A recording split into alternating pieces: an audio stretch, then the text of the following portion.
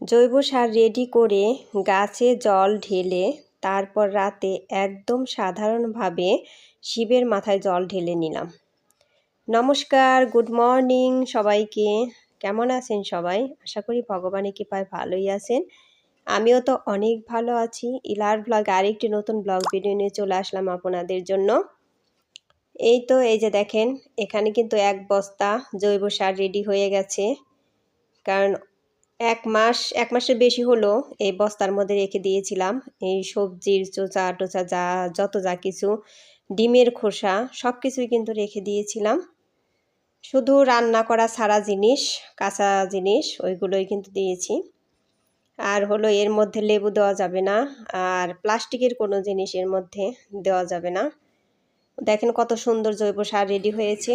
তাই যে হাজব্যান্ড কিন্তু ঢাললো বস্তায় থেকে, এখন বলতেছে যে এই ভিজা জৈব সার দেওয়া যাবে না গাছের গোড়ায়, কারণ জৈব সার ভিজাটা এখন দিলে পরে, কারণ এতদিন ভরে আটকানো ছিল, এখন গাছের গোড়ায় দিলেই গ্যাস ফর্ম করবে। এই জন্য 2 দিন একটু রোদে থাক, ঝরঝরা হোক, ওই গ্যাসটা একটু বের হয়ে যাক, তারপরে দিয়ে দিব। এ কথা কিন্তু ঠিকই বলেছে, কারণ এতদিন বস্তায় মুখটা বাঁধা ছিল, কোনো কিছুই তো বের হতে পারে নাই, সেই জন্য কিন্তু গ্যাসটা ওর মধ্যে জমে আছে। এই যে এভাবে রোদে দেওয়াতে অনেকটাই কিন্তু ভালো হবে। 2 দিন পরে এই গাছের গোড়া দিয়ে দিব কিছু কিছু করে। এই তো তারপরে কিন্তু আমি গাছের গোড়ায় জল দিয়ে নিচ্ছি। আর এখন এতটাই রোদ, আর প্রতিদিনই কিন্তু জল দিতেই হবে, একদিনও মিস করা যাবে না। আর কিছুদিন পরে মনে হচ্ছে যে 2 বেলায় দিতে হবে, তা না হলে আর হবে না। এই তো 3 তলায় জল ঢেলে তারপরে কিন্তু আবার 4 তলায় চলে যাব। 4 তলায় তো আরও বেশি গাছ, ওখানে গিয়ে জল দিতে কিন্তু অনেকটাই সময় লাগবে। আর এখানে অনেক গাছের গোড়া একটু ভিজা ভিজা আছে, ওইগুলোতে একটু কম কম করে দিচ্ছি, কারণ একটু পরে আবার রোদ উঠবে, রোদ উঠলেই কিন্তু শুকিয়ে যাবে। সেই জন্য কোনো গাছই বাদ দিতেছি না, সব গাছের গোড়ায় যেগুলো ভিজা ওগুলোতে একটু কম কম করেই দিয়ে নিচ্ছি। একটু পরেই তো প্রচুর রোদ উঠবে, তখন তো গাছের গোড়া শুকিয়ে যাবে। আর এগুলো গাছের গোড়ায় কিন্তু প্রতিদিনই দেওয়া হয় জল, তারপরেও না দেখা যায় বিকালে দেখা যায় একদম শুকিয়ে আছে। আর রোদ তো পুরা রোদই পায় এখান দিয়ে। এই তো 4.5 তলায় চলে আসছি এখন। হ্যাঁ, বড়ই আর হলো যে বাবা ভোলানাথের মাথায় জল দেওয়ার জন্য নারিকেল। যাই হোক বন্ধুরা, একটা লাইক দিয়ে আমার ভিডিওটি কন্টিনিউ করবেন। আপনাদের একটা লাইক আমার ভিডিওটিকে এগিয়ে যেতে সাহায্য করবে। আর ভিডিওটি স্কিপ না করে পুরোটাই দেখবেন, আশা করি ভগবানের কৃপায় অনেক ভালোই লাগবে। আর আমার চ্যানেলে নতুন হয়ে থাকলে একটা সাবস্ক্রাইব করে বন্ধু হয়ে আমার পাশে থেকে যেতে পারেন। আর আমার যারা পুরনো বন্ধু আছে তাদের জন্য রইল অসংখ্য ধন্যবাদ। আর আমার চ্যানেলে যারা নতুন আসছেন তারা একটা সাবস্ক্রাইব করে বন্ধু হয়ে যাবেন আমার সাথে। এই তো এখন কিন্তু জল ঢালতে ঢালতে আমারও একদমই আলসি লাগতেছে, তার কারণ অনেকবার ওঠানামা করছি, শুধু এই কাজ না আরও অন্য কাজও করেছি, সব কিছু কিন্তু শেয়ার করা হয় নাই, সেই জন্য একদমই আলসি লাগতেছে।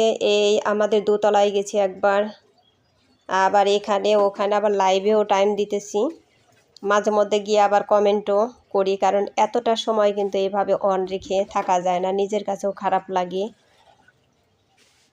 সেই জন্য মাঝে মধ্যে গিয়ে কিন্তু আবার কমেন্টসও করতে হচ্ছে। আর বন্ধুরা, প্রতি বছরই শিবের উপোসটা করি, উপোস করে মাথায় জল ঢালি, কিন্তু এবছরও ইচ্ছে ছিল যে উপোস থাকবো, কিন্তু উপোস থাকতে পারলাম না ওইভাবে। কিন্তু এখন আবার মনে হচ্ছে যে উপোস থাকতে পারলাম না, কিন্তু রাতে মনে প্রাণে একটু জল ঢেলে নেব। আর 5 পদের ফলও নিয়ে আসছে, ওই ফল দিয়ে কিন্তু পূজাও দেব একটু। আর এই যে এখানে অনেকগুলো সবজির খোসা এগুলো জমা হয়েছে, ওগুলো কিন্তু আবার এই যে এখানে রেখে যাব। এখানে ওই যে আরেকটা বস্তা জমা হয়ে গেছে, আর কিছুদিন পরই ওটা বের করে আবার রোদে ওইভাবে দিয়ে দেব, আর ওইটি কিন্তু ভরে রাখবো। আর এই যে এখন নিচে এসে হাত মুখ ধুয়ে যে জল খেয়ে নিচ্ছি। আমার এখন এতটাই ক্লান্তি লাগছে, খুবই খারাপ লাগতেছে, মনে করেন যে সমান রাস্তায় হাঁটতে কিন্তু ওটার ভাব আলাদা, আর সিঁড়ি দিয়ে ওঠানামা করা এটা কিন্তু বেশ অনেকটাই পরিশ্রমের ব্যাপার। সেই জন্য আমার কিন্তু খুবই এখন খারাপ লাগতেছে। আর এখানে কিন্তু একজনের লাইভও চলছে, এক দিদিভার, ওই লাইভে কিন্তু টাইম দিচ্ছি। আর এই যে আজকে নিরামিষের দিন, নিরামিষই রান্না করা হচ্ছে। ওইভাবে কিন্তু না খেয়েও আজকে থাকতে পারিনি। যাই হোক, ভাবছি যে মনে প্রাণে জল ঢেলে নেব, আর 5 পদের ফল যেহেতু এনেছে ওই ফল দিয়ে পূজাটা দিয়ে নেব। আর আজকে কিন্তু কোনো সাবু ভিজানো না, সাবু টাবুর কোনো কিছুই নাই, শুধু ওই 5 পদের ফল আর বাতাসা এগুলো দিয়ে কিন্তু পূজাটা দেব। কিছু করার নেই, না পারলে আর তো কিছু করার নেই, এমনিতে প্রতি বছরই থাকা হয়। আমি কিন্তু বিয়ের আগে থেকেই থাকি এই শিবরাত্রির উপোস। আমাদের বাড়ির কাছেও এক বাড়িতে এই পূজা করে, শিবের পূজা করে, শিব ঠাকুরের। ওই বাড়িতে আমরা সবাই মিলে করতাম, খুবই আনন্দ হতো। মানে আমাদের পাড়ার অনেক মেয়েরা সবাই মিলে ওইখানে করতাম, তারপর ওইখানে রাতও জাগতাম। তখন যে এতটাই আনন্দ লাগতো। আর এবছর এই যে আমার মেয়ে, ওরাও তো করতেছে গাজীপুরে, ওরা তো এই যে বাড়িতে না, ওরা কিন্তু শিবের মাথায় জল ঢালতে গেছিল।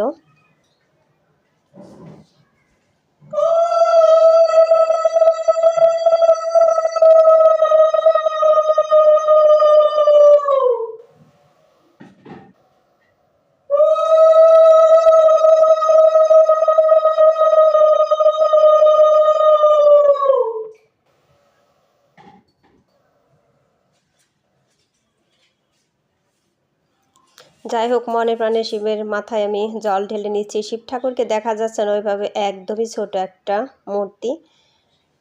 এই শিবের মাথায় কিন্তু জল ঢেলে নিচ্ছি। কি করব, যে মনে প্রাণে জল ঢালা তাই তো মেন, তাই না? আর এত কিছু দিয়ে দেখানো সেটা কিন্তু মেন না, মেনটা হচ্ছে এখন মনে প্রাণে জল ঢালাটাই। এই তো জল ঢেলে নিলাম, হাজব্যান্ডও ঢালছে আগে। এই তো এখন এই যে ঘন্টাও বাজিয়ে নেব, শঙ্খ, ধূপ প্রদীপ দেখাই নিব। আর আমার মেয়ে বড়দি, ওরা দুজনে কিন্তু শিবের মাথায় জল ঢালতে গেছিল শিব ঠাকুরের মন্দিরে। ওখানে গিয়ে 4টা নাকি লাইন হয়েছিল, অনেক দূরে দূরে থেকে মহিলারা আসছিল জল ঢালার জন্য। ওরা কিন্তু লাইনে 4 ঘন্টা দাঁড়িয়েছিল, একদম সই 4 ঘন্টা দাঁড়িয়ে থেকে তারপরে নাকি সিরিয়াল পেয়েছে, পরে জল ঢেলে তারপরে আসছে। যাই হোক বন্ধুরা, সবাই ভালো থাকবেন, সুস্থ থাকবেন, এই কামনা করে এই ভিডিওটি শেষ করব। আর এই যে কয়েকটা ছবি তুলেছি, তাই কিন্তু আপনাদের সাথে একটু শেয়ার করছি। Tata, bye bye.